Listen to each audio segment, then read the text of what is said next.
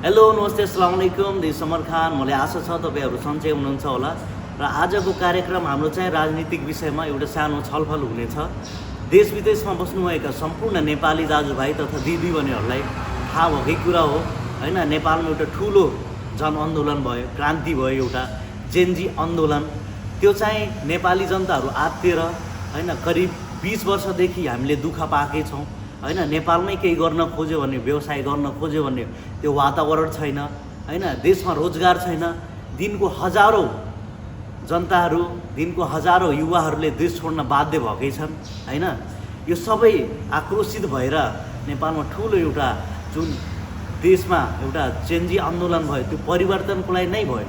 यो सबै विषयमा हामी आज एउटा कुराकानी गर्नेछौँ र मसँग एउटा एकजना हुनुहुन्छ आमिर चापागाई। उहाँ एउटा समाजसेवक र सामाजिक अभियन्ता हुनुहुन्छ। उहाँलाई म अहिले यो मेरो कार्यक्रममा स्वागत गर्न चाहेँ र मलाई आशा छ तपाईँहरू यो पुरै भिडियो हेर्नुहुन्छ। र आज मेरो सोमा आमिर चापागाई हुनुहुन्छ। उहाँ चाहिँ एउटा समाजसेवी र सामाजिक अभियन्ता। उहाँलाई म आफ्नो कार्यक्रममा स्वागत गर्न चाहेँ। आमिरजी, आफ्नो एउटा सानो परिचय दिनु होला। हस्, धन्यवाद सम्पूर्णलाई। मेरो नाम अमिर चापागाई हो। मेरो घर चाहिँ धादिङ भुनीबेसीमा अवस्थित छ। र अहिले नेपालमा चलिरहेको हाम्रो यो चुनावको माहौल छ अहिले, र यो विषयमा तपाईँ अहिले कुन पार्टी र कसलाई अहिले समर्थन गर्दै हुनुहुन्छ? सही, राम्रो क्वेसन सोध्नुभयो। यो मैले मात्रै होइन, आम एउटा चेतनाको स्तर उच्च भएका समग्र युवाहरू, बाबा मम्मीहरू, वृद्ध हजुरबुवा हजुरबुवाहरू सबको एउटै चिज छ, घन्टी। हजुरले घन्टी भनेपछि पक्कै पनि थाहा पाइसक्नुभयो होला। राष्ट्रिय स्वतन्त्र पार्टीको कुरा गर्दैछु म। राष्ट्रिय स्वतन्त्र पार्टीको कुरा किन गर्न चाहेँ भन्ने कुरो पनि म हजुरलाई प्रश्न चाहेँ। थोरै समय दिनु होला। भन्नाले तपाईँ राष्ट्रिय स्वतन्त्र पार्टी र बालेनको समर्थन गर्नुहुन्छ? हजुर हजुर। र किन राष्ट्रिय स्वतन्त्र पार्टी नै अनि बालेनलाई किन? भन्नाले देशमा चाहिँ धेरै दलहरू, धेरै पार्टीहरू, धेरै नेताहरू छन्। तपाईँ यो बालेनलाई किन समर्थन गर्नुहुन्छ? बालेन एउटा व्यक्ति होइनन्। बालेन एउटा सिस्टम हुन्, जुन उनले काठमाडौँको मेयर भइ नै रहँदा गरेर देखाइ पनि सके। र बालेन एउटा नाम मात्रै होइन, बालेन नेपालको मुहार फेर्ने एउटा कडक नाम हो। युवा, आजको दिनमा युवाहरूको सशक्त धड्कन हो बालेन, र हामी सब नेपालीको भविष्य हो बालेन। भन्नाले बालेन चाहिँ अब आउने दिनहरूमा प्रधानमन्त्री बन्ने आशा छ? बन्नुपर्छ, किन नबन्ने भन्नुहोस् त। तपाईँ पूर्ण समर्थन गर्नुहुन्छ? 100% गर्छु। हजुर। अनि राष्ट्रिय स्वतन्त्र पार्टीमा त थुप्रै नेताहरू छन् नि, ती भन्नाले रवि लम्साने होइन, स्वर्णिम वाग्ले, अनि बालेनलाई किन तपाईँ किन रोज्नुभयो? किन? समनजी, मैले अघि पनि तपाईँलाई भने, बालेन एउटा युवाहरूको आशा र भरोसाको केन्द्र हो। बालेनले देखाइसके कि उनी को हुन् भन्ने कुरो। बालेनको हिस्ट्री तपाईँले हेर्नुहुन्छ भने पनि उनी एउटा सामान्य गीत सङ्गीतको माहौलबाट चाहिँ बजारमा आए। हजुर। र अहिलेको जस्तो तपाईँको चाहिँ स्टुडियो दुनियाँदारीबाट उहाँ आएनन्। हजुर। होइन, उनी एउटा मोबाइलकै थ्रुबाट आफ्नो ब्याटलहरू गर्दै गर्दै, र त्यो ब्याटलमा पनि मान्छे ऱ्याप भन्ने बित्तिकै एउटा छाडापन छ, एउटा चाहिँ समाजमा चाहिँ विकृति फैलाउने खालको छ भन्ने बुझ्छन् नि अहिले पनि हाम्रो नेपाली समाजमा। तर तीलाई परिमार्जित गर्दै बालेनले चाहिँ एउटा मोटिभेसनल टाइपको, जस्तै बालेनका 2-4वटा गीतहरू अहिले पनि हिट छन्। गरिबको चमेली होइन, यी लगायत उनले चाहिँ तत्कालीन अवस्थामा पनि नेताहरूलाई चाहिँ उनको कलेज टाइममा होइन, कलेज लाइफमा पनि उनले चाहिँ आफ्नो गीत सङ्गीतको माहौलबाट चाहिँ नेताहरूलाई चाहिँ झकझकाउन खोजेका थिए। यो होइन है, यसरी गर्नुपर्छ, सिस्टमेटिक। भन्नाले उहाँ क्रान्तिकारी, या पहिलादेखि नै 100% देशको हितमा बोलिरहनु भएको थियो आफ्नो गीतको माध्यमबाट। 100%। अब हजुर हजुर, भन्नु न। अब बिचमा उहाँ चाहिँ हाम्रो काठमाडौँ महानगरपालिकाको चाहिँ मेयरको उम्मेदवार भएर आइरहँदा पनि उहाँलाई धेरै चुनौती थिएनन् होला र? थिए, धेरै थिए होइन। नेपालका नाम चलेका राजनीतिक दलले चाहिँ त्यहाँ ओगटेर बसेका थिए, आफ्नो प्याउ जस्तो सम्झेका थिए। त्यो ठाउँ तोड्नलाई उहाँलाई सानो चुनौती थियो होला र? हो त्यही टाइममा बुझ्यो बालेन को हो भन्ने कुरो आम युवाले। उहाँ त एउटा अब काठमाडौँ महानगरपालिका जस्तो एउटा होइन पदमा मेयर भएर बसेको मान्छे अहिले चाहिँ उहाँले किन प्रधानमन्त्रीमै आउनुपर्छ भन्ने उहाँले चासो किन भयो? मेरो विचारमा उहाँले देशमा धेरै पालिकाहरू गाउँपालिका नगरपालिकाहरू धेरै रहे नि हजुर स्थानीय स्तरमा, जसको ज्वलन्त उदाहरण काठमाडौँ महानगरपालिका पनि एउटा रह्यो। जबकि बालनले काठमाडौँ महानगरपालिका उनी आउनुभन्दा अगाडिको र आइसके पछाडिको परिवर्तनहरू त आम रूपमा तपाईँहरूले देखेकै छौँ। एउटा सामान्य मेयर भएर एउटा महानगरपालिका चलाइरहँदा उहाँले अरू जिल्लालाई धरि 33देखि 35वटा चाहिँ एम्बुलेन्स वितरण गर्न सक्नुभयो, त्यो ल्याकत राख्न सक्नुभयो भने तपाईँ आफै मनन गर्नुहोस् त उहाँ देशको प्रधानमन्त्री हुने सौभाग्य प्राप्त गर्नु भने उहाँले के चाहिँ गर्नु होला? उहाँमाथि त एउटा आरोप छ नि त। अस्ति जेनजी आन्दोलनमा उहाँ नगरपालिका हुँदा नगरपालिकामै तपाईँको 22वटा दर्जन होइन एम्बुलेन्स दमकलहरू थियो, त्यति बेला उहाँले किन पठाउनु भएन? यो कुराको एउटा आरोप छ नि। यो मेरो व्यक्तिगत होइन, यो नेपाली जनताले विरोधी पार्टी अब जे जस्तो भए पनि उहाँमाथि एउटा आरोप छ नि त। देश जल्यो, बालेनले नै देश जलायो भन्ने कुरा छ नि त। यो विषयमा के भन्न चाहनुहुन्छ? पक्कै पनि तपाईँको आन्दोलन म यही क्वेसन धेरैलाई सोध्ने पनि गर्छु र तपाईँलाई पनि पहिला सोधेँ। पहिला 24 गते आउँछ कि 23 गते आउँछ? पहिला 23 आउँछ भने 23 गतेको घटनालाई त मनन गर्नुपर्छ होला नि। तत्कालीन गभर्मेन्टले त्यतिखेरै चाहिँ आफ्नो चाहिँ एउटा नैतिकता देखाइएको थियो भने न त 24 गते देश जल्थ्यो होइन, जल्ने थिएन नि त। 23 गते त्यो खालको चाहिँ हिंसात्मक गतिविधि गराएर एउटा स्कुल कलेजमा पढ्न गएका साना बाबु नानीहरूलाई चाहिँ कन्सर्टमा ताकि गोली तत्कालीन राज्यले गोली प्रहार गर्छ भने तपाईँ आफै भन्नुहोस् क्रोध आउन्न? आउँछ। तर जेनजी आन्दोलनको जेनजीहरूको माग चाहिँ बालेनलाई आउनु भन्ने एउटा आग्रह गरेकै थियो नि होइन। बालेन बाहिर आउनु भन्ने एउटा आशा उहाँ किन आउनु भएन? समलजी म बाहिर तपाईँलाई किन आउनु भएन यो कुरा चाहिँ ठ्याक्कै भन्नु न। अहिले जनतालाई यहाँ हेर्दै हुनुहुन्छ जनताहरू, हजुर उहाँ बालेन जेनजी आन्दोलन बाहिर किन आउनु भएन यो कुरा चाहिँ भन्नु पऱ्यो। मैले तपाईँलाई एउटा क्वेसन सोध्न चाहेँ र आम हेर्ने श्रोताहरूलाई नि सोध्न चाहेँ, बालेनलाई खोज्न पर्ने दिन चाहिँ किन आयो? कसले बनायो यो दिन? को हो बालेन? अहिले जहाँ चाहिँ बालेनको चर्चा, बालेन लुसिफर हो, बालेनले देश जलायो भनिरहँदा ती बालेन भन्ने पात्र जन्मायो कसले? त्यो चाहिँ मनन गर्नु पर्दैन? एउटा बालेन एउटा पात्र, एउटा महानगरपालिकाको मेयर, उसलाई हामीले त यति ठुलो बनाइरहेछौँ नि, साँच्चै त्यो ठुलो बनाए अनुरूपको उसलाई गर्न दिनु भने सम्झिनुहोस्, मनन गर्नुहोस् त उसले कतिसम्म गर्ला? बालेनले किन पठाएन अरे? बालेनले पठाउनु पर्ने थियो कि राज्यको संयन्त्रले पठाउनु पर्ने थियो? मलाई भन्नुहोस् त। राज्यले पठाउनु पर्ने हो। राज्य चुकेको हो नि यो घटनामा। त्यति भन्नाले त्यति बेला चाहिँ बालेनको सरकार थिएन। थियो त, बालेन एउटा मेयरको रूपमा थिए होइन। उनले दमकल नपठाएका पनि होइन, दमकल जानलाई केही ढिला भएको र त्यो तत्कालीन अवस्थामा तपाईँ हामी प्रिभियस गएर हेर्ने हो भने पनि त्यो एउटा मान्छेको भागमभाग अवस्था, तत्कालीन अवस्थाको प्रधानमन्त्री धरि चाहिँ हेलिकप्टरमा भाग्नु पनि अवस्था थियो। बाटोमा चाहिँ कहीँ कतै चाहिँ मुभमेन्ट हिँडुल गर्ने अवस्था थिएन भने एउटा गइरहनलाई इजी थिएन नि त सर। बाटो खाली भएर फुत्त निमाउने अवस्था त थिएन नि त। हजुर थिएन होइन।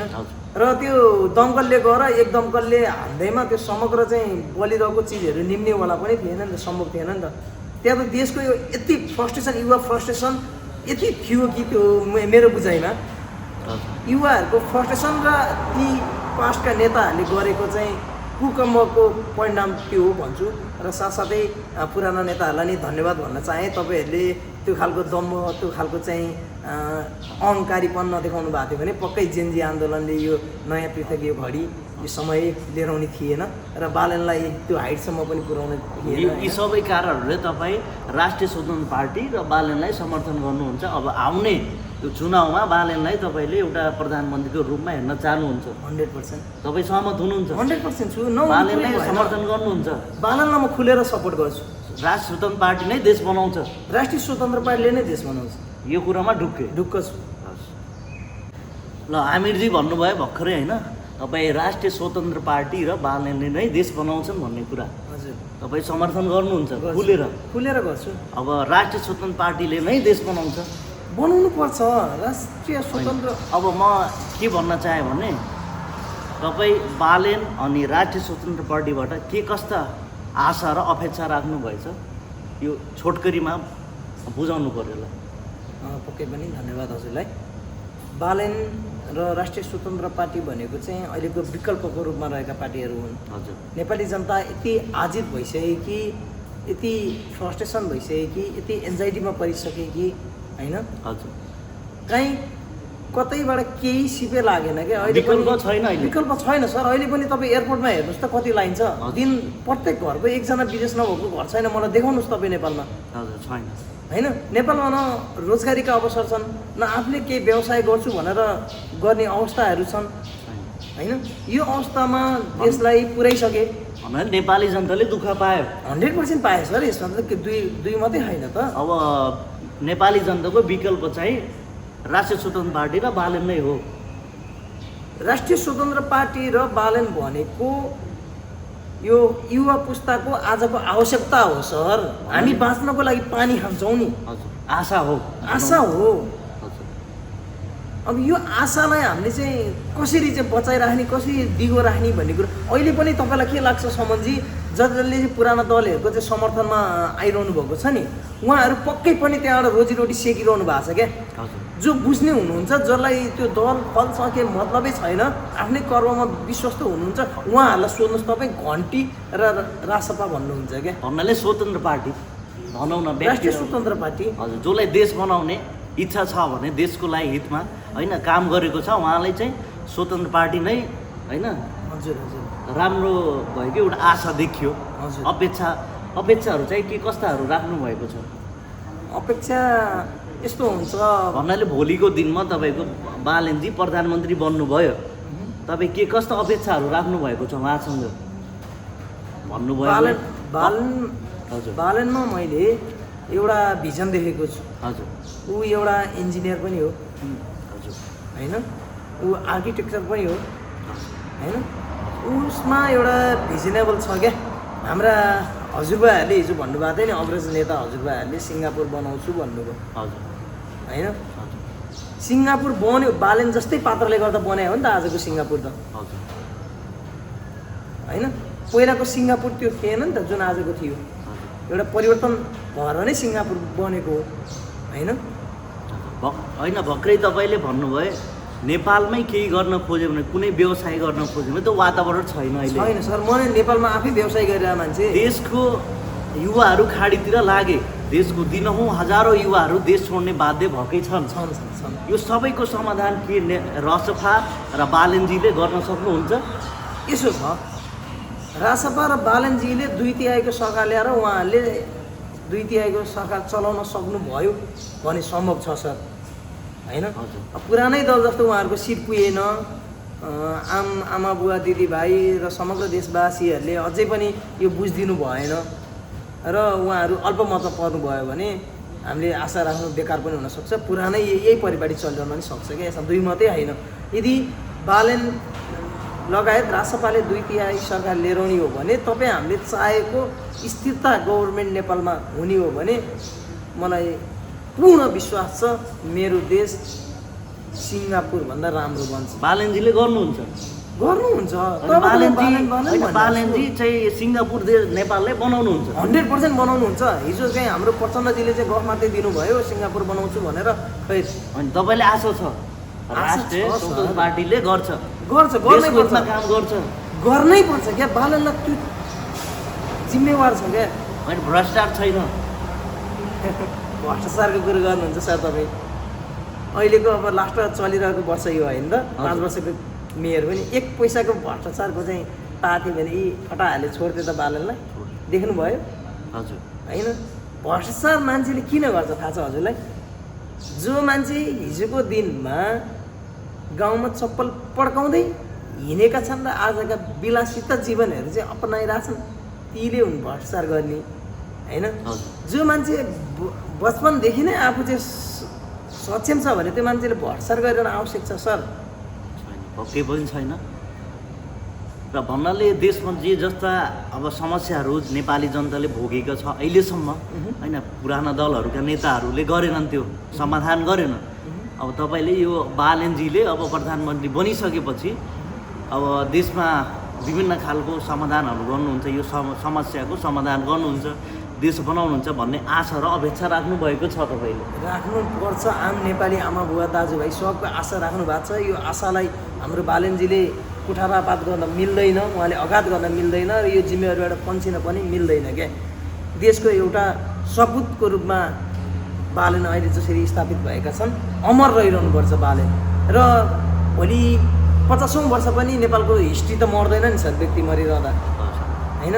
त्यो हिस्ट्रीमा नि ओ बालेन नेपाल त्यो टाइम जेनजी आन्दोलन, अहिले यस्तो, पहिला नेपाल त्यस्तो करप्टेड, यो हिस्ट्रीमा रहन्छ। यसको लागि सम्पूर्ण आमा बुवा दिदीभाइ सबजनाले चाहिँ बालेनलाई चाहिँ रुचाइदिनुपर्छ। हस् आमिरजी, अब तपाईँको क्षेत्र चाहिँ कुन? मेरो धादिङ क्षेत्र नम्बर 1 हो। हजुर, धादिङ क्षेत्रबाट रासपाबाट अहिले चाहिँ को उम्मेदवारी दिँदै हुनुहुन्छ? रासपाबाट हाम्रो आशिका तामाङले उम्मेदवारी दिइरहनु भएको छ। हजुर, अब तपाईँको क्षेत्रमा के कस्ता समस्याहरू छन् र आशिका तामाङ जुन उहाँकी एउटा अहिले रासपाबाट उम्मेदवारी गर्दै हुनुहुन्छ, उहाँले यो समस्याहरू के कसरी अब समाधान गर्न सक्नुहुन्छ र उहाँ अहिले हाल धादिङमा के कस्ता समस्या, मुख्य समस्याहरू छन्, यो कुरा चाहिँ अलिकति होइन स्पष्ट पारिदिनु होला। के कस्ता समस्याहरू छन् तपाईँको क्षेत्रमा? धादिङ मेरो काठमाडौँबाट एकदम नजिकको गृह जिल्ला, मेरो गृह जिल्ला धादिङ काठमाडौँबाट एकदम नजिकको, बत्तीमुनिको अँध्यारो छ अझै पनि। त्यहाँ मुख्यतः भनेको सडक, कति ग्रामीण सडकहरू चाहिँ भरपर्दा छैनन्, बर्खायाममा सहज रूपमा एम्बुलेन्स धरि नचल्ने अवस्था छन्। इन्टरनेटको अझै पनि सुलभ रूपमा चाहिँ मान्छेहरूले सेवाग्राहीहरूले चाहिँ सेवा प्राप्त गरिरहन सकिरहेका छैनन्। र धादिङका प्राय ठाउँमा खानेपानी छैन सर, यो मुख्य आधार नै खानेपानी हो। मुख्यतः खानेपानीको चाहिँ समस्या ठुलो रूपमा छ धादिङमा। हजुर, खानेपानी। हजुर, अरू केही समस्याहरू छन्, मुख्य समस्याहरू जुन अहिले हाल त्यहाँ धादिङका जनताहरूले एकदम फेस गर्नुभएको छ अहिले होइन? के कस्तो मुख्य समस्या? एउटा खानेपानी भयो, अरू पनि केही छ? खानेपानी भए, ग्रामीण क्षेत्रमा सडक रहे, हजुर, बाटोघाटो भयो, बाटोघाटो रहे, खानेपानी भयो, खानेपानी भए, इन्टरनेटको समस्या सहज। अब डाटाबाट मान्छेले चलाउने, मोबाइलबाट चाहिँ चलाउने कुरा छुटेर तर तार जडित इन्टरनेटको चाहिँ पहुँच पुगेको छैन। अनि स्वास्थ्य चौकीहरूमा पनि अहिले पनि जटिल खालका रोगहरू लागिहाले चाहिँ काठमाडौँ रिफर भएर गइहाल्नुपर्छ, त्यो खालका हस्पिटलहरू पनि छैनन् क्या। भन्नाले आपतकालीनमा त्यहाँ स्वास्थ्य सम्बन्धी समस्याहरू रहेछ होइन?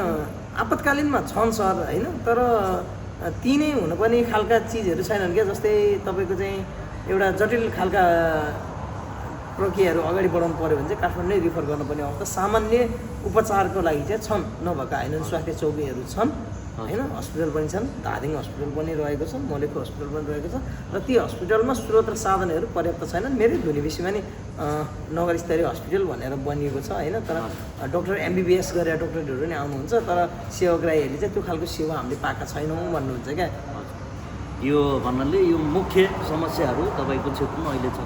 अब आशिका तामाङजी, अब तपाईँको क्षेत्रबाट उम्मेदवारी दिनुभएको छ र उहाँ जित्न आएपछि उहाँले यो समस्याहरू कसरी समाधान गर्न सक्नुहुन्छ? तपाईँले के लाग्छ, उहाँले सक्नुहुन्छ यो समाधान गर्नलाई? पक्कै पनि तपाईँले आशा छ उहाँले सक्नुहुन्छ यो? पक्कै पनि सर। आशिका तामाङ हलीको छोरी हो क्या। उनले आफ्नो धरातल बिर्सिन्नन् होला भन्ने मेरो चाहिँ अनुमान होइन। जो व्यक्तिले दुःख पाएको हुन्छ नि सर, त्यही व्यक्तिलाई थाहा हुन्छ क्या दुःख र पीडा के हो भन्ने कुरो। हजुर, त्यो हुनाले आशिका तामाङ धादिङको चेली हुन् है।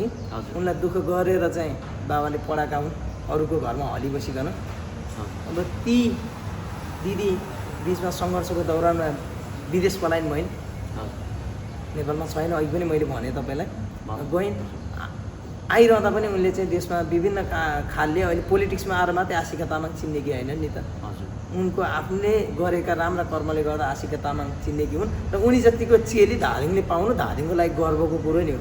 तपाईँले पूर्ण रूपमा आशिका तामाङजीलाई समर्थन गर्नुहुन्छ, उहाँले धादिङको लागि विकास गर्नुहुन्छ? गर्नुपर्छ सर। तपाईँलाई लाग्छ गर्नुहुन्छ जसरी बालेन दाईले देशको चाहिँ प्रधानमन्त्री भएर लिड गर्नुहुन्छ, उहाँले गर्नुपर्छ, उहाँलाई छुट छैन भने त्यसै गरी धादिङ बदल्नको लागि आशिका दिदी तिमीले लिड गर्नुपर्छ। होइन, पहिला पनि त थिए नि नेताहरू, पुराना दलका नेताहरू त्यहाँ तपाईँको ठाउँमा क्षेत्रमा थिए। हजुर, के तिनीहरूले गरेनन्? यो समस्याहरूको समाधान भएन? के लाग्छ तपाईँको त्यहाँ? अब यस्तो क्या सर, सबले भन्छन् अहिले तपाईँ र मैले बोल्न पाएको धरि यो गणतन्त्रले पाएको रे, लोकतन्त्रले पाएको भन्छन्। अब नेताहरूले यो पनि भन्दैनन्, अस्ति भुइँचालो पछाडि सबको नयाँ घर बन्यो, त्यो पनि हामीले बनाइदिएको भन्न पेर छैन क्या सर। समयअनुसार हुने क्रमहरू भन्नाले गफाडी 100% गफले छुटिए सर, होइन छल मात्रै गरे धादिङको जनतासँग। अरे सर, काठमाडौँबाट नजिकको बिहान गयो भने बेलुका घर फर्किने जिल्ला हो धादिङ। यति दुर्गम बनाइयो नि सर हामीलाई, काम गरिएन, काम देखिन्न सर। जुन अनुरूपले हुँदै भएन भन्न चाहेन मैले, जुन अनुरूपले जुन स्पिडले हुन पर्ने थियो र आजको धादिङ जुन रफ्तारले चिन्न पर्ने थियो त्यो रफ्तार छैन सर। छैन भन्नाले पुराना दलका नेताहरू धादिङमा काम गरेनन्, आश देखाए, जनतालाई भ्रमित गरे, हजुर होइन, छल गरे। एउटा चाहिँ कसरी हुन्छ, जनतालाई चाहिँ भोटर ब्याङ्क बनाए उनीहरूले, लडाए क्या दाजुभाइ बिच चाहिँ त यो पार्टी र ऊ पार्टी भनेर लडाए। यही नै चलिरहेछ। धन्यवाद आमिरजी। होइन, अब पुराना दलका नेताहरू देश लुटे, होइन, नेपाली जनताले दुःख मात्रै पायो। देश अहिले यस्तो हालत स्थितिमा छ, यस्तो जनआन्दोलन भयो, देश र जनताले दुःख पाएकै छ अहिलेसम्म, होइन। यो सबैले गर्दा अब त्यहाँ जेनजे आन्दोलनमा करोडौँको अर्बौँ खर्बौँको सम्पत्ति नेताहरूको घरमा फेला परे, होइन। अब तिनीहरू पहिलाका पुराना दलका नेताहरूले छल गरे, कपट गरे, नेपाली जनतालाई खालि बस एउटा भोट ब्याङ्क बनाएर जनतालाई लुट्ने काम गरे। अब तपाईँ अहिले राष्ट्रिय स्वतन्त्र पार्टीलाई र बालेनजीलाई समर्थन गर्दै हुन्छ, उहाँहरूमाथि पनि त आरोप छ नि त, छ कि छैन? छ नि है। अब म तपाईँकै नै भनौँ न, अब राष्ट्रिय स्वतन्त्र पार्टीका तीनवटा म नाम लिन्छु, होइन। अब वरिष्ठ नेताहरू नै हुन्, होइन। एकजना रवि लम्बी छाने, अर्को चाहिँ स्वर्णिम बागले र प्रधानमन्त्रीकै, होइन, उम्मेदवार अब भनौँ न बालेन्द्र शाह, उहाँमाथि पनि त आरोप छ नि त। आरोप चाहिँ के छ सर? अब आरोप के छ भने बालेनजीले देश जलाउनु भयो रे, हजुर, जेनजी आन्दोलन उहाँले गर्दा चर्को भयो रे, सांसद भवन जलाउनु भयो, सिंह दरबार जलाउनु भयो, सिंहको देश जलाउनु भयो उहाँले भन्ने आरोप छ। अब स्वर्णिम बागले कहिले भुटानलाई म देश दिन्छु, कहिले म भारतको एउटा अब भनौँ न राज्य नेपाललाई बनाउँछु भन्ने आरोप। अनि हाम्रो रविजीलाई, होइन, रविजीमाथि एउटा आरोप छ, उहाँले सहकारी ठग भनेर उहाँमाथि थुप्रै उहाँबाट मुद्दाहरू चलाए, उहाँ जेल पनि जानुभयो भन्ने यो विषयमा धेरै, होइन, आरोपहरू छ नि त अब राष्ट्रिय स्वतन्त्र पार्टीका वरिष्ठ नेताहरूमाथि। अब यो विषयमा चाहिँ तपाईँले के भन्न चाहनुहुन्छ? कि यो सत्य कतिको सत्य र असत्य हो, यो कुरालाई चाहिँ अलि क्लियरिफाई गरिदिनु पऱ्यो। ल, यो म सरासर झुटको खेती भन्न चाहन्छु। हजुर, यसको लागि आरोप कसले लगायो? बालेनले देश जलायो भनेर आरोप लगाउने मान्छे मारेको जिम्मा लिनुपर्ने होला नि त। उसले मान्छे मार्यो, देश जल्यो त फेरि बनाउला यार, मरेको मान्छे लिएर न त फिर्ता। जलेको चिज त बन्छ नि सर, बन्दैन। देश बालेनले जलायो भन्नेले नै ती बालबालिकाको हत्या गर्यो सर, आफ्नो बचाउ त गर्नु पर्यो नि। रविले सहकारी ठग्यो, जसले लगाए नि, उसले नै अहिले लगाएको त अदालतले नै सघाइदिएर चाहिँ रविलाई चाहिँ बाहिर पठायो नि। भनेपछि त आरोपमै निहित रहेछ नि। अर्को रह्यो सोडिम वाग्ले, डाक्टर सोडिम वाग्ले, होइन, उहाँले त्यो भनेका चिजहरू नितान्त गलत छन्, तथ्यहीन छन् र मैले चाहिँ सुनेको छैन। भर्खरै एउटा उहाँको चाहिँ अब एउटा अडियो भर्खरै भाइरल हुँदैछ नि त। हजुर, उहाँले अब हिन्दीमा बोलेको के छ अहिले यस्तो विषयमा अहिले इन्टरनेटमा धेरै भाइरल भएको छ। के त्यो विषयमा चाहिँ के कतिको सत्य र असत्य हो त्यो कुरा चाहिँ?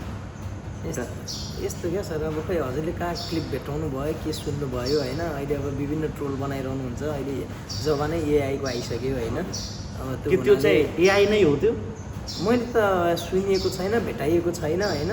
र उहाँ जतिको मान्छेले बोल्नुहुन्न क्या सर। भन्नाले यो गलत हो, उहाँले भारतकै एउटा राज्य बनाउँछ भन्ने कुरा चाहिँ गलत हो। मैले पत्ताइनँ सर। हजुर, यो पत्याउनु भन्नाले धेरै आरोप छ नि त। उहाँले अब यो राष्ट्रिय स्वतन्त्र पार्टी भनेको अब विदेशीले चलाउने पार्टी हो भन्ने कुरा पनि त छ नि, कतिको सत्य हो यो?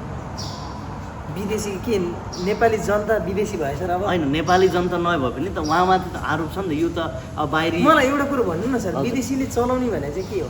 पछि भोट कसले विदेशीले आएर हाल्दिन्छ? विदेशीले नभने पनि त एउटा हुन्छ नि त सपोर्ट गर्ने होइन, आर्थिक सहयोग गर्ने। सपोर्ट कसले गर्ने? हजुर, नेपाली जनताले सपोर्ट गर्ने क्या। नेपाली जनताले चाहिँ गएर छाप हानेर चाहिँ सपोर्ट गर्ने हो क्या। हजुर। चुनावमा गएर मत दिएर सपोर्ट गर्ने। अरू के सपोर्ट गर्ने भन्नुहोस् त? विदेशीले सपोर्ट गर्ने भने किन चुनाव गरिरहनु पर्थ्यो सर? हजुर, हाम्रो सार्वभौमसत्तामूलक देशमा सबसे ठुलो भनेको जनता हो। हजुर, जनताले जसलाई चुज गरेर पठाउनुहुन्छ उसले नै देश परिवर्तन गर्ने हो। तर यहाँ पहिला त्यो देखिएन, परिपाटी त्यो देखिएन। त्यही भएर अहिले नयाँ खालको चाहिँ आइरहेछन्। पुनः पनि भन्न चाहेँ, नयाँलाई पक्कै पनि साथ सपोर्ट माया गरिदिनु होला हजुर। होइन। आगामी बाबु नानीहरू हामीसम्म त दुःख झेल्यौँ, अब आउने पुस्ताले दुःख नझेल्नको लागि। भन्नाले यो जुन आरोपहरू छ नि त हजुर। अहिले बालेनमाथि, रविजीमाथि होइन, अब स्वर्णिम वाग्लेमाथि, यो चाहिँ सरासर गलत हो। गलत हो। तपाईँ अस्वीकार गर्नुहुन्छ यो कुरा चाहिँ? ठाडै अस्वीकार गर्छु। हजुर, यो गलत हो। गलत हो। उहाँ चाहिँ इमान्दार असल मान्छे हुनुहुन्छ। उहाँहरू चाहिँ देश बनाउनुहुन्छ। भोलि के हुनुहुन्छ त्यो समयले बताउला। आज र अहिले तपाईँसँग मैले गफ गरुन्जेलसम्म उहाँहरू मेरो लागि चाहिँ सही सत्य र राम्रो व्यक्ति लाग्छ मलाई। हजुर, उहाँले र उहाँहरूले भोलि गलत गर्दा गलत हो है भन्ने खालको पात्र पनि म हुँ। हजुर, सहीलाई सही र गलतलाई गलत भन्ने खालको पात्र म हुँ। हजुर, आम नेपाली दाजुभाइले बुझिसक्नु भएको छ, हजुर। उहाँले चाहिँ देश बनाउनुहुन्छ। बनाउनुहुन्छ। पुराना दलका नेताहरू जस्तो छल गर्ने, झुट गफ मात्रै बोल्ने जस्तो त्यो विभिन्न खालको त्यो आशा मात्रै नदेखाएर देशलाई निर्माण गर्नुहुन्छ। देश छुटै छैन क्या सर। बनाउँदिनँ, म गर्दिनँ भन्ने छुट हुन परेन भने। हजुर, यदि त्यो खालको थियो भने त उहाँहरू घरमा चाहिँ तपाईँले अघि रवि लामिछानेको कुरो गर्नुभयो। रवि लामिछाने अहिले पनि आम नेपाली जनतामा चाहिँ भोलि तपाईँको सर्वे थालौँ सर, 90% मान्छे चाहिँ नेपाली नागरिकता त्यागेर अमेरिका जान्छु भन्न थाल्छ। यार हामीले चिने होइन, हामीलाई थाहा छैन अवसरको खोजीमा नेपाली जनता कहाँसम्म चाहिँ फ्रस्ट्रेसन छ भन्ने कुरो। बिरामी पर्दा सिटामोल खाने अवस्था छैन, सिटामोल किन्न सक्ने अवस्था छैन नेपाली नागरिकको। वैदेशिक ऋण लागिरहेछन्, नेपाली जनताले यो कुरो बुझे छैनन् होइन। अब त्यो हुनाले रवि लामिछानेलाई त्यहाँ छोडेर आउनै पर्ने थिएन। पक्कै पनि देशको चाहिँ चिन्ताले हो होइन। बालेन जतिको मान्छेलाई अवसर कुन कन्ट्री जाने, कुन खालको चाहिँ जीवन व्यतीत गर्ने, कसरी बस्ने, यो दुनियाँदार यो तनाव, दुनियाँ गाली गौलत दुनियाँ लिइरहनै पर्ने थिएन होइन। डाक्टर स्वर्णिम वाग्ले आफैमा विज्ञ, उहाँ चाहिँ विज्ञ मान्छे होइन, अर्थशास्त्रमा विज्ञ मान्छे भनेपछि यी 3 पात्रको तपाईँले नाम लिनुभयो कि यो 3 पात्र चाहिँ पैसाको कमीले पोलिटिक्समा आए जस्तो लाग्छ तपाईँलाई? उनीहरूको र पोलिटिक्समा राष्ट्रसभामा आएर मात्रै यिनीहरूको चाहिँ नाम बनेको जस्तो लाग्छ तपाईँलाई? आफ्नो नाम र दाम साथमा लिएर चाहिँ देशले, मेरा जनताले शान्ति पाए, दुःख पाए, अब चाहिँ परिवर्तन गर्नुपर्छ है। म नेपाली छोरो हुनुको एउटा इथिक्स भन्ने कुरो नि हुन्छ नि सर। एउटा जस्तै तपाईँ र मलाई रेस्पोन्सिबिलिटी छ नि त, मेरो घर परिवारको लागि चाहिँ मैले दुःख गर्नुपर्छ है भनेको छौँ नि त। तब हामी अहिले दुःख गरिरहेको छौँ नि त घर परिवार छोडेर। हो, त्यही खालको चाहिँ उहाँहरूलाई चाहिँ छ क्या, त्यो बोध उहाँहरूलाई छ र उहाँहरू आउनुभएको हो। त्यसमा हामीले साथ दिनुपर्छ। तपाईँले तपाईँको ठाउँबाट, मैले मेरो ठाउँबाट साथ दिनुपर्छ भन्ने कुरो मेरो हो क्या सर। ल आमिरजी, तपाईँ अब यही पर्सनमा मैले एउटा चाहिँ पर्सन अब अर्को चाहिँ थप्न चाहेँ होइन। तपाईँको विचारमा होइन, एउटा असल नेतामा हुनुपर्ने गुणहरू के कस्ता हुन्, एउटा छोटकरीमा होइन स्पष्ट गर्नु होला। एउटा असल नेता हुनुपर्ने गुणहरू के हुन्? असल नेतामा सर्वप्रथम त क्लियरिटी चाहिन्छ, जे हो त्यो भन्न सक्नुपर्छ, स्पष्ट हुनु पर्यो, सत्य हुनु पर्यो होइन। अनि गर्न सक्ने चिजलाई गर्न सक्छु, गर्न नसक्ने चिजलाई गर्न सक्दिनँ भन्न सक्नु पर्यो होइन। अनि दूरदर्शी हुनु पर्यो होइन। अनि प्लान मेकर हुनु पर्यो होइन। यो पछि यो गर्छु, यो पछि यो गर्छु, यो दिवा सपना देखाएर हुँदै नहुने चिजलाई म गरिदिन्छु भनेर हुनेवाला छैन। एउटा लिडर भइसकेपछि आम त्यो आफूभन्दा पछाडिका टिमहरूको चाहिँ कस्तो खालको चाहिँ उनीहरूको चाहिँ भाव छ होइन, कस्तो खालको उनीहरूको सोच छ त्यो पनि बुझ्न सक्नुपर्छ। र त्यो चिज छ क्या उहाँहरूमा, ढुक्क हुनुहोस्। बालेन, रवि, स्वर्णिम लगायत रासपाका टिमहरूमा म त्यो खालको देख्छु होइन। रासपामा जति पनि लाग्नु भएको छ राजनीतिलाई हजुरहरूले नि हिस्ट्री चेक गर्नु होला। राजनीतिलाई पेसा बनाउनु भएको छैन, आफ्नै पेसा हुने मान्छे जानु भएको छ क्या त्यहाँ। ए सर म रासपाको सपोर्ट गरिरहेको छु परदेशमा बसेर, मलाई रासपाले चाहिँ के गरेको छ त भन्नुहोस् त? गरेको छैन नि। म आफ्नै पौरखमा छु, मलाई के लागिरहेछ यिनीहरूको टिममा मैले साथ दिनुपर्छ। That's why I support Rasapa and घन्टी भन्नाले उहाँहरू चाहिँ इमान्दार हुनुहुन्छ र देश बनाउनुहुन्छ, असल मान्छे उहाँहरू। सर मेरो देश अहिले पनि नबनाए, बनाउने चाहिँ कहिले क्या भन्नुहोस् न मलाई, बन्ने चाहिँ कहिले क्या? नै भन्नाले अब चाहिँ यो राष्ट्रिय स्वतन्त्र पार्टीका नेताहरू चाहिँ इमान्दार असल छन्, बाँकी पुराना दलका नेताहरूभन्दा यहाँ उहाँहरू चाहिँ देश बनाउँछन्। देखिएको छ, देखेको लक्षणहरू देखिएको छ, लक्षणहरू बनाउँछन् देश। बनाउनै पर्छ क्या, त्यो चुनौतीसँग भाग्नै मिल्दैन। हस् आमिरजी, अब राष्ट्रिय स्वतन्त्र पार्टीको सरकार बन्यो, बालेनजी चाहिँ प्रधानमन्त्री बन्नुभयो। हजुर, अब आगामी दिनहरूमा नेपालको राजनीति कता जाला जस्तो तपाईँलाई लाग्छ? पक्कै पनि राम्रो मान्छेले लिड गरेपछि राम्रै दिशातर्फ जान्छ भन्ने लाग्छ मलाई। भन्नाले देशको हितमा उहाँहरू चाहिँ काम गर्नुहुन्छ र देशको राजनीति जुन अहिले हाल छ त्यो अब राम्रो दिशामै जान्छ जस्तो तपाईँलाई लाग्छ? जान्छ जस्तो होइन, जानुपर्छ। यो कुरोमा चाहिँ तपाईँ एकदम ढुक्क छु। हस्, अब हामी समयको पाबन्दीले गर्दा हामी कार्यक्रमको अन्तिम चरणमा छौँ। अब देश विदेशबाट हेर्नुभएको हाम्रो सम्पूर्ण दाजुभाइ तथा दिदीबहिनीहरूले हेरिदिनु भएको यो कार्यक्रमलाई तपाईँ के अपिल आग्रह गर्न चाहनुहुन्छ? एउटा सानो र छोटकरीमा राखिदिनु होला। धन्यवाद तपाईँलाई। सम्पूर्ण हाम्रो भिडियो हेरेर बस्नुहुने श्रोताहरूलाई म के आग्रह गर्न चाहन्छु भने देशले धेरै समय पछाडि यो खालको परिवर्तन पाएको छ। जेन्जी आन्दोलनको जडमा टेकेर अहिलेको सरकार बन्दैछ। त्यो हुनाले चाहिँ यसपालिको निर्वाचनमा घन्टीलाई बहुमतको सरकार बनाइदिन सबलाई अपिल गर्न चाहन्छु। र विदेशमा छरिनुभएका सम्पूर्ण दाजुभाइले पनि आफ्नो कुटुम्ब चिने जानेको कहाँसम्म हजुरहरूको पहुँच पुग्छ त्यहाँसम्म चाहिँ कृपया यो पटकलाई घन्टीमय बनाइदिनु होला, घन्टीलाई बहुमतले जिताइदिनु होला भनेर अपिल पनि गर्नु होला भन्न पनि चाहन्छु। र मेरो देशले अहिलेसम्म 18-20 जना प्रधानमन्त्री पायो क्या सर। राजतन्त्र ढलेसँगै के भयो त उपलब्धि? अहिलेसम्म केही भएन नि त। त्यही भएर यो 5 साल चाहिँ यसले चाहिँ के गर्ला भन्ने पनि लाग्दो हो कतिलाई होइन। यत्रो टाइम चाहिँ गरेन, यसले चाहिँ के गर्ला भन्ने लाग्दो हो। यो नसोचिकन यो साल चाहिँ यो पटक चाहिँ सम्पूर्ण ठाउँबाट चाहिँ घन्टीलाई भोट हालिदिनु होला। प्रत्यक्ष र समानुपातिक दुईतर्फ नै घन्टीलाई भोट हालिकन बहुमतले जिताइदिनु होला र 5 वर्षपछि हामीले रिजल्ट हेर्नेछौँ। त्यसमा भोलि हामीले भने रूपका अनुसार आएनन् भने उनीहरूलाई कठालोमा समातेर नाङ्गे झार गर्न पनि हामी रेडी छौँ। म एउटा घन्टीको कार्यकर्ता होइन, घन्टीको शुभचिन्तक हुँ। त्यसमा आएका क्यान्डिडेटहरू राम्रा छन्, त्यही भएर म चाहिँ घन्टीलाई सपोर्ट गरेको हो भन्दै अहिलेलाई बिदा हुन चाहन्छु। हस्, नमस्कार। हस् आमिरजी, धेरै धेरै धन्यवाद। तपाईँ हाम्रो कार्यक्रममा आउनुभयो, आफ्नो अमूल्य समय निकालेर, त्यसको लागि म आभार छु। हस्, धन्यवाद। हस्, तपाईँको दिन शुभ होस्। हस्, धन्यवाद तपाईँलाई। धेरै धेरै धन्यवाद तपाईँहरूले मेरो भिडियो हेरिदिनु भएकोमा। म एउटा के कुरा भन्न चाहन्छु भने अब आउने केही दिनमा हाम्रो देशमा चुनाव हुन गइरहेको छ। त्यो चाहिँ परिवर्तनको लागि नै चुनाव हुने भइरहेको छ। त्यही भएर तपाईँहरूले आफ्नो मतदान असल, राम्रो र इमान्दार नेताहरूलाई दिनुहोला। म यो भनेर एउटा आग्रह गर्दैछु तपाईँहरूलाई होइन। अब जुन हामीले पछिल्लो नेताहरूबाट दुःख पायौँ होइन, त्यो फेरि पनि हाम्रो आउने भविष्यमा त्यो दुःखहरू नहोस् होइन। त्यही भएर भोट गरिदिनु होला अनि मतदान राम्रो र असल मान्छेलाई दिनुहोला। हस्, धन्यवाद। Thank you so much.